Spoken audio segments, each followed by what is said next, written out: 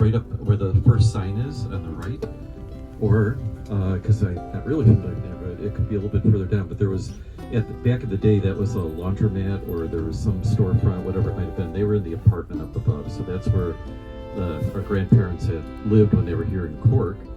And again, he was stationed across the street here. So that was just a little family history for this morning. And then now we're going to go on to there's two churches. One is St. Mary and Anne, and then the other is St. Patrick.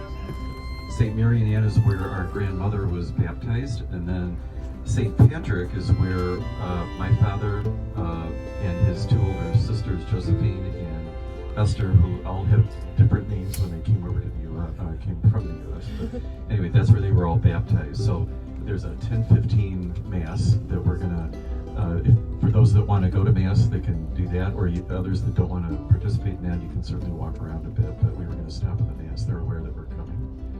And so we thought that'd be a nice little nod to family history this morning.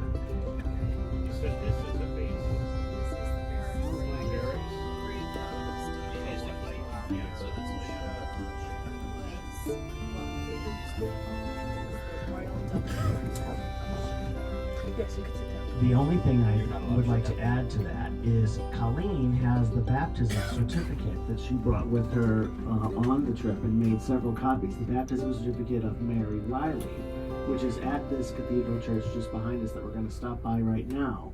And so I just talked to that church office and the door is open. So we'll be able to see like the baptismal fonts and things in the church where Colleen has the copy of the baptism certificate. And that'll be again a very short, sort of a short stop. And then, as Tom just said, we'll end up at St. Patrick's, where I believe, does anyone have a copy of the marriage certificate? But they also, I think we wrote down that it was in 1920, the wedding, and so I did call them, and they do know that we're 1916. Okay, so we did call them, and the Mass is at 10:15. So our goal is to get there around 10. They do know we're coming, and then we can loiter around after if you want. And he's going to have like a family blessing actually after the Mass. And if you'd like, he said, as long as we know the year, if it was 1916, then they have those wedding records in the office, and so we can spend a few moments there. Looking at that marriage license or marriage certificate, whatever they have there. And so that's kind of the plan for this morning.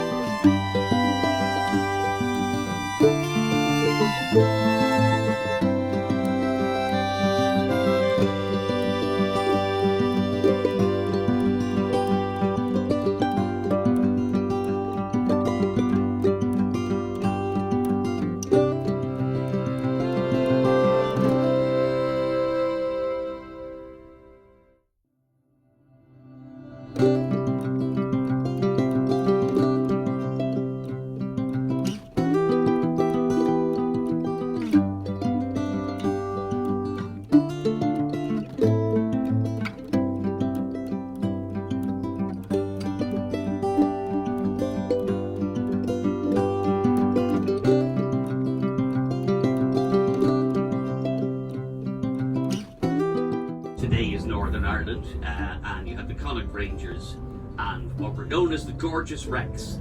And they got their name because on their sleeves of their jackets was written the words George plus, Georgius Rex, King George in other words. So they were known in Dublin as the Gorgeous Rex.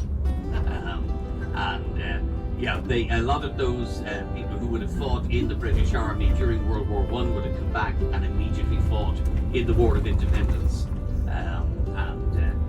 So would have simply transferred into the Irish Army at the time. A lot just demobbed and said, no, we've had enough of war, we've had enough of killing, we can't take it anymore. So it will depend on what way it was. But